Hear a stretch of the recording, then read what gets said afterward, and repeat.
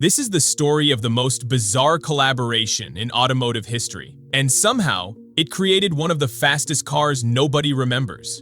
In 1980, Ford had a problem. The Mustang was supposed to be America's sports car, but it was slow, unreliable, and embarrassing. The oil crisis had forced Ford to put tiny engines in their muscle cars. The new Mustang made about 140 horsepower, less than most modern family sedans. Meanwhile, in England, McLaren was building the fastest race cars in the world. They were winning Formula One championships with cars that were engineering masterpieces. But they were also running out of money. Racing is expensive, and McLaren needed a new source of income. Someone at Ford had a crazy idea. What if we gave McLaren a Mustang and asked them to make it fast? Not just fast for an American car, fast by any standard in the world. The idea was so strange that most people thought it was a joke. McLaren built race cars that cost more than houses. Ford built cars for people who wanted reliable transportation. How could these two companies possibly work together? But in 1980, both companies were desperate enough to try anything.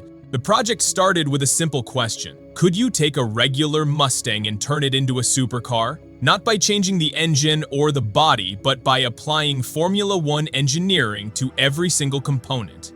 McLaren's approach was typically extreme. They didn't just modify the Mustang, they completely reimagined what a Mustang could be. Every system, every component, every detail was analyzed and improved using techniques learned from building race cars.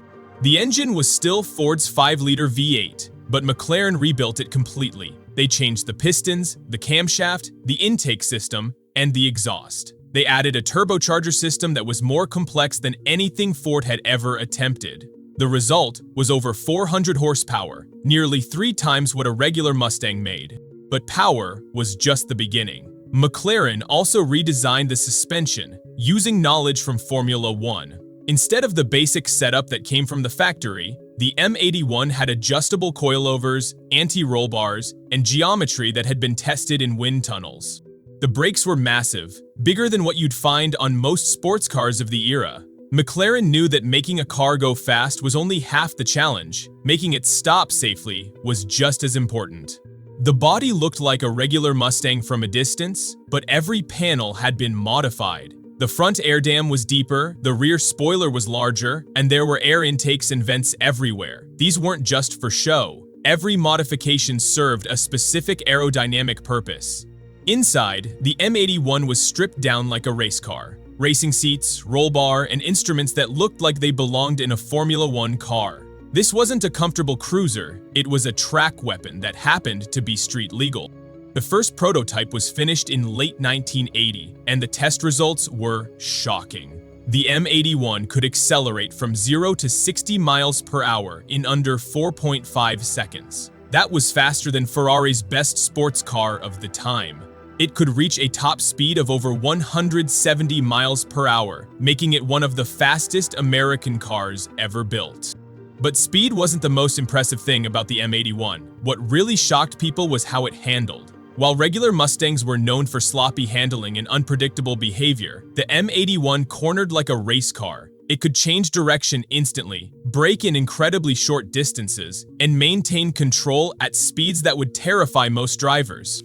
The automotive press was stunned. Car and Driver magazine called it the fastest American car we've ever tested. Road and Track said it was a revelation, proof that American manufacturers could build world-class performance cars if they really tried.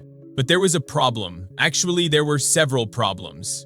First, the M81 was incredibly expensive to build. All those Formula One techniques and custom components meant that each car cost more to manufacture than Ford's entire profit margin on a regular Mustang. They were losing money on every single car they built. Second, the car was extremely difficult to drive. While automotive journalists loved the precise handling and immediate response, regular customers found it intimidating. The clutch was heavy, the steering required constant attention, and the suspension was so stiff that every bump in the road felt like hitting a wall.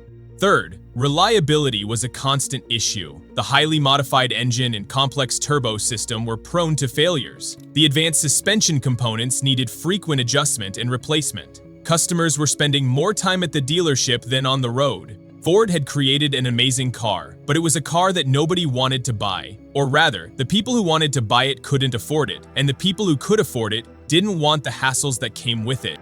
Production was limited to just a few dozen cars, all built by hand at McLaren's facility in England. Each car took weeks to complete, with technicians who were more accustomed to building race cars than production vehicles.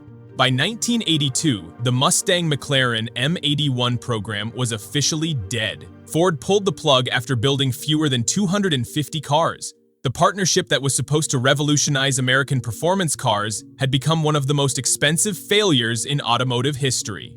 But the real story wasn't the failure. It was what both companies learned from it.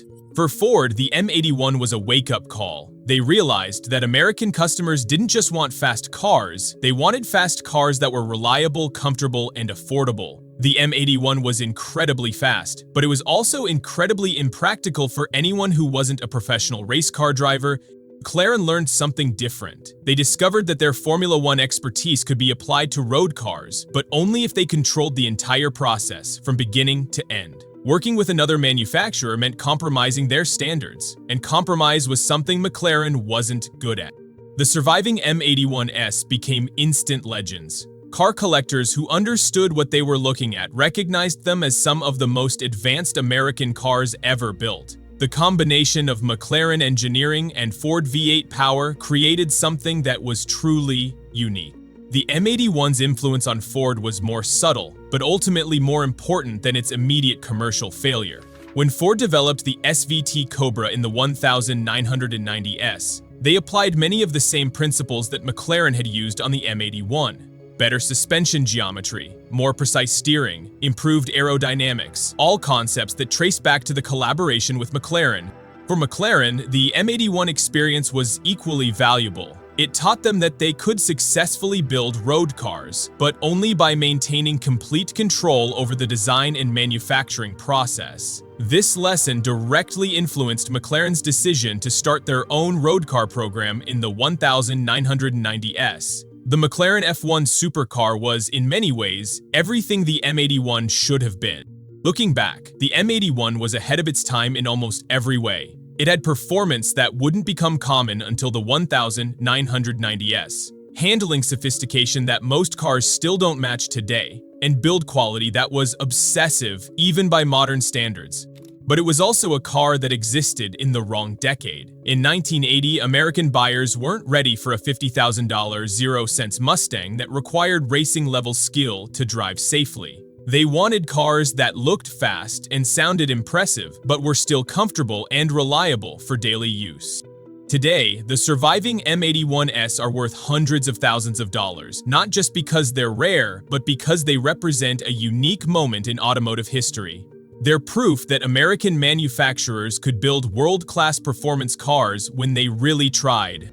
The Mustang McLaren M81 failed as a business venture, but succeeded as an experiment in what was possible when two very different automotive philosophies collided. It proved that barriers between different types of cars were often artificial, and that innovation could come from the most unexpected collaboration.